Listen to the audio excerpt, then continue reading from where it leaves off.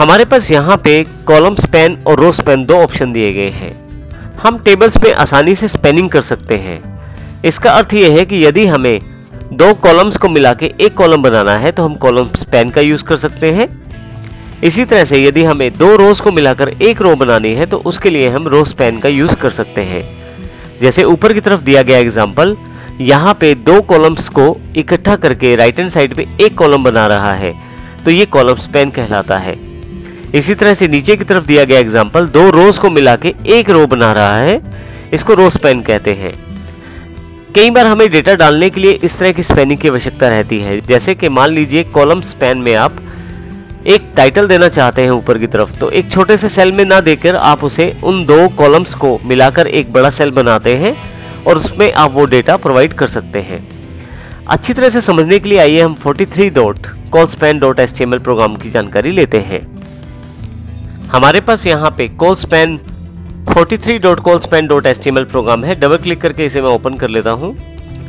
अब देखेंगे ऊपर की तरफ यहाँ क्लास 10th डेटा का जो टाइटल दिया गया है वो 3 कॉलम्स को मिलाकर दिया गया है। कोडिंग के द्वारा इसकी जानकारी प्राप्त करते हैं हम। राइट क्लिक और edit with notepad plus plus, browser भी साथ ही खोल लेते हैं हम। अब आप यहाँ देखें तो यहाँ पे आपके पास बिल्कुल सब कुछ सेम है। वही हमने बॉडी सेगमेंट के अंदर पूरा का पूरा टेबल यूज किया है।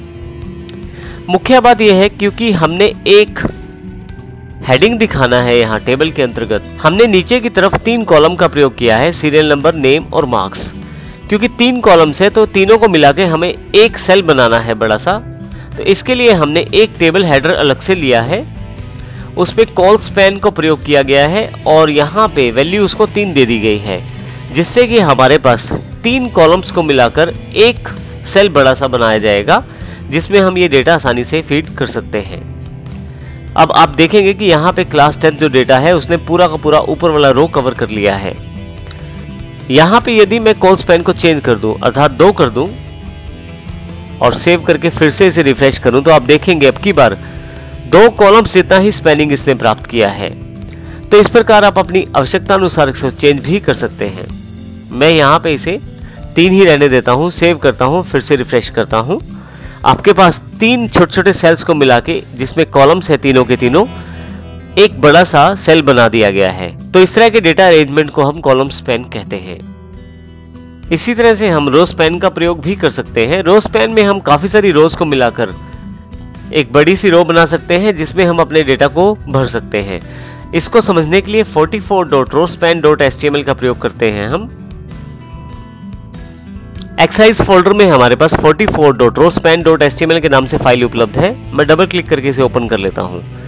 अब देखेंगे यहाँ पे राइट हैंड साइड की तरफ टीचर नेम सुधीर कुमार दिया गया है जो तीनों का टीचर है। अर्थात हमने डेटा को दिखाने के लिए एक ऐसा अरेंजमेंट किया है जिसमें तीनों का टीचर सेम है, तो हमने यहाँ पे एक रो स्पैन का प्रयोग करते हुए सभी डेटा को एक ही रो के साथ शो करने की कोशिश की है। आइए इसको हम एग्जाम्पल के द्वारा समझते हैं। इसके लिए हम इसका सोर्स कोड खोलते हैं, edit with notepad plus plus करके, साथ में ब्राउजर भी खोल लेते हैं।